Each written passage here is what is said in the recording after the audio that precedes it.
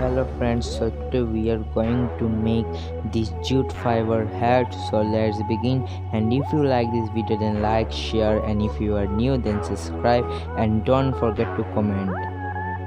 And today's liking is 30 likes, so let's see how much the aim should be complete. So let's begin. So let's see the materials now. So here I have taken a fruit juice cap, a cardboard piece which I have cut into a circle shape, a glue gun. Here you can use Fevicol also, but I recommend you to use glue gun.